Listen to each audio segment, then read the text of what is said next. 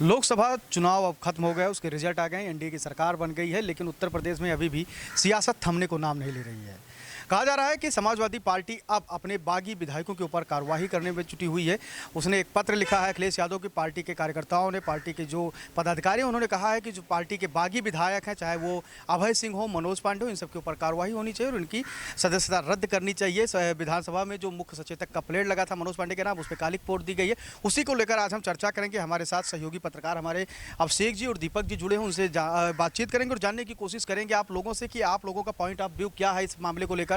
क्या जो सपा के बागी विधायक हैं उनके ऊपर अगर कार्रवाई होगी तो फिर हालात उनके कैसे होने वाले हैं, आगे उनका भविष्य किस तरफ जाएगा, क्या कुछ स्थिति बन रही है इसके बाद, तो उसी पे आज हम चर्चा करेंगे। अभिषेक जी बहुत बहुत स्वागत है अनादि के कार्यक्रम में। बहुत बहुत धन्यवाद। देखिए, अगर आप समाजवादी, क्या लग रहा है अभिषेक जी की जो समाजवादी पार्टी अपने बागी विधायकों के ऊपर कार्रवाई करने की बात करी, उससे क्या कुछ होने? देखिए, समाजवादी पार्टी इस समय बीच मझधार में, लोकसभा के चुनाव में बहुत अच्छा प्रदर्शन रहा समाजवादी पार्टी का, लेकिन अगर विधायकों को निष्कासित करने या उनकी सदस्यता रद्द करने की बात आती है तो देखिए, मनोज पांडे की तो सदस्यता जाना तय है क्योंकि उन्होंने भारतीय जनता पार्टी की सदस्यता ले ली है। तो उनके खिलाफ जब भी समाजवादी पार्टी लेटर लिख देगी, शिकायत कर देगी विधानसभा अध्यक्ष से, तो उनकी सदस्यता समाप्त होगी, क्योंकि आप विधायक रहते दूसरे दल में नहीं जा सकते हैं, और जा भी सकते हैं तो 1/3 बहुमत के साथ, कि अगर आपके पास 100 विधायक हैं तो आप तकरीबन 60 से 65 विधायक लेकर बीजेपी में जाइए। मनोज पांडे से जब ये सवाल पूछा गया, यूपी तक के एक पत्रकार ने उनसे इंटरव्यू किया था और बातचीत की, तो उन्होंने कहा कि अगर इस तरीके से बातें की जाएंगी कि हमारे उस पर कालिक जो पोता गया है तो हम कानूनी कार्रवाई करेंगे और आने वाले समय में बताएंगे, तो इसका क्या? देखिए, कालिक जो पोती गई, जो काली पट्टी लगाई गई है, मनोज पांडे भले कानूनी कार्रवाई की बात करें, मुख्य सचेतक का पद किसने दिया था? समाजवादी पार्टी ने। समाजवादी पार्टी नेता समाजवादी पार्टी प्रमुख विपक्षी दल है उत्तर प्रदेश की विधानसभा में, तो जिसने आपको मुख्य सचेतक का पद दिया उसने आपको मुख्य सचेतक के पद से हटा दिया। तो आसान सा पूरा मामला है। मनोज पांडे की जो राह है बेहद कठिन है। देखिए, इस बार के लोकसभा के चुनाव में 81,000 वोटों से मनोज पांडे की विधानसभा में ऊंचाहार में बीजेपी पिछड़ गई।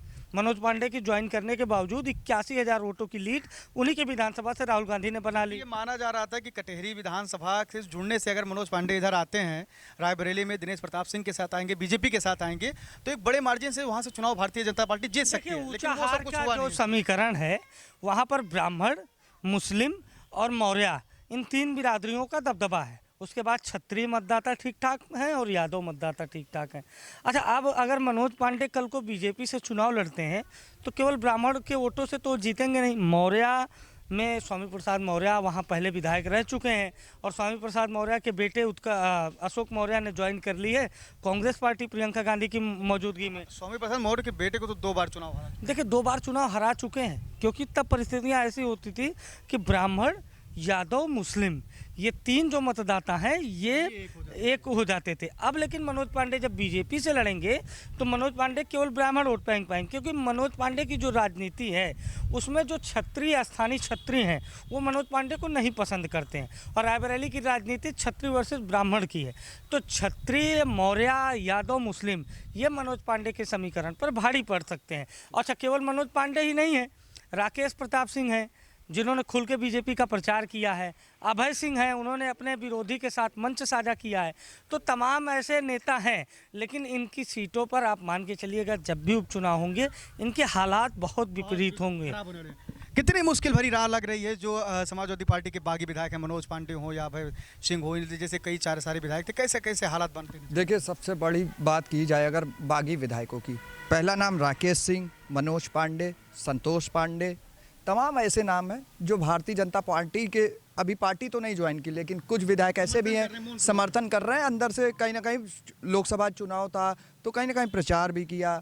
लेकिन ये ज़रूर है, अगर आप किसी पार्टी से जीत के आते हैं, आप समाजवादी पार्टी के सिंबल से जीत के आए थे, आप जनता से समाजवादी पार्टी के पक्ष में वोट लेकर आए थे, जो सदन में पहुंचे थे, तो कहीं ना कहीं आप जनता से धोखेबाजी करते हैं। या तो अगर आपको बीजेपी के साथ रहना था तो बीजेपी के साथ चुनाव लड़ते, नहीं तो 5 साल से पहले आपने जनता से समाजवादी पार्टी के पक्ष में वोट मांगा, उसके बाद आप दूसरी पार्टी में जाते हैं। कहीं ना कहीं ये कह सकते हैं सत्ता पक्ष के साथ मलाई वाला मामला होता। जब एक बात सुनने को मिली कि लोग कह रहे हैं कि जो नेता हैं और कुछ लोग जो इनके बागी विधायक हैं वो दूर दराज से थोड़े से लोगों से कहलवा रहे हैं अखिलेश यादव से कि हमको अंदर कर लिया जाए, माफ़ी दे दी जाए, ऐसी भी बातें हो रही हैं। देखिए, तो माफ़ी देंगे अखिलेश यादव उन लोगों को? अब अगर अखिलेश यादव की बात की जाए, जिस तरह से देखा गया एमएलसी चुनाव के दौरान बड़ी संख्या में इनके विधायक इधर से उधर हुए, तो अब अखिलेश यादव फूक फूक के कदम रखेंगे। कहते हैं ना, दूध का जला भी छाछ को फूक फूक के पीता है।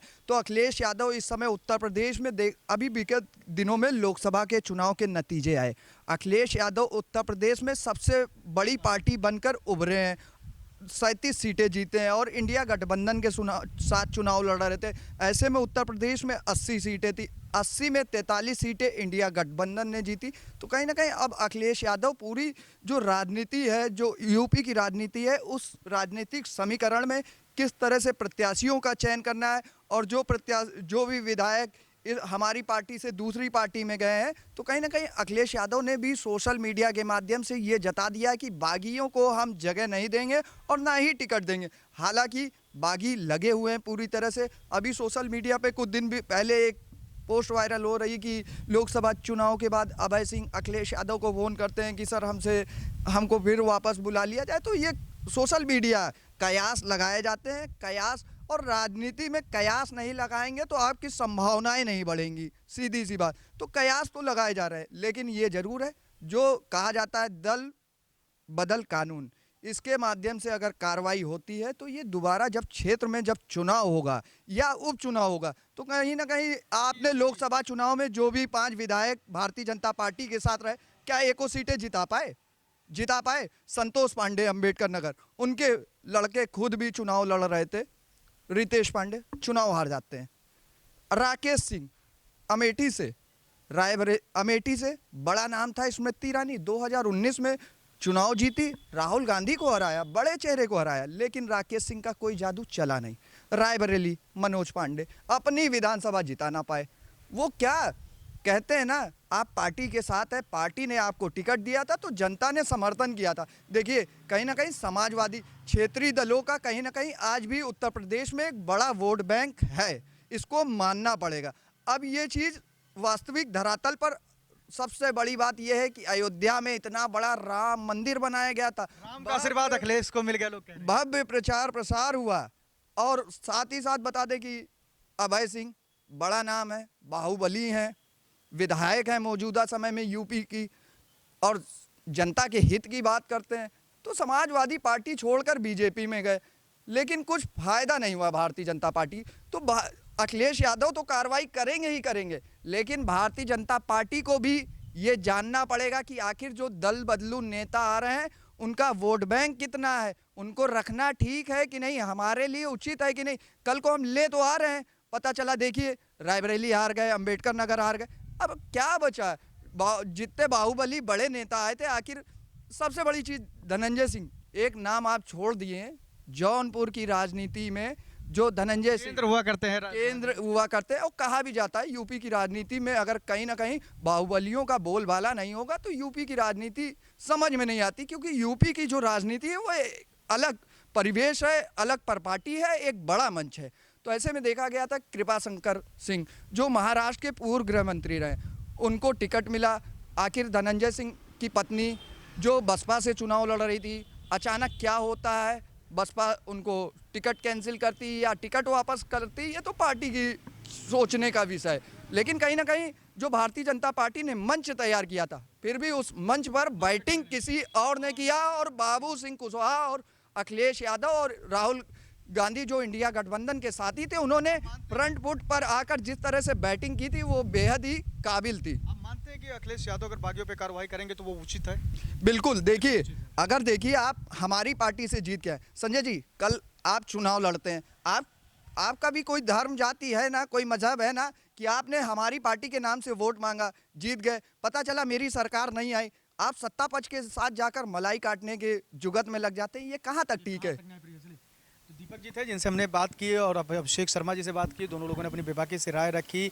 2027 के संभावनाओं पर भी बात हुआ, और अखिलेश यादव जिस प्रकार से बागियों के ऊपर कार्रवाई करने की बात कर रहे हैं उसके ऊपर भी हमने बातचीत की, कई सारे प्रश्न किए, उस पर जवाब सवाब हुआ और उन्होंने बेबाकी से अपनी रखी। कैमरा पर्सन जितेंद्र भाई के साथ में संजय पांडे, अनादि टीवी, लखनऊ।